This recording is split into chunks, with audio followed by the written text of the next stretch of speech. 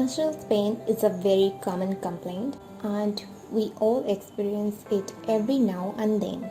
In medical term, muscle pain is called myalgia and it usually results from tension, stress, overuse and minor injuries. The pain typically appears within 12 to 48 hours after the activity.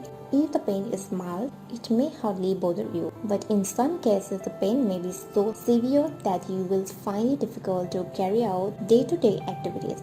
Often muscle aches can be treated with home remedies. We bring to you some effective natural remedies to help you relieve muscle discomfort. Today's video discusses banana are a wonderful remedy for muscle pain. Before you watch this video, please take a moment.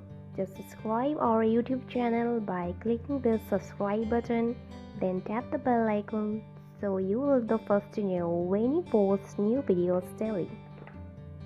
Next time you experience muscle pain, make sure to keep your body hydrated by drinking enough water. When you don't have enough water in the body, your muscles will become tight and tender, making it prone to injury. Now let's look at some of the lesser known home treatment for muscle pain. Bananas for muscle pain. Yes, you heard it right.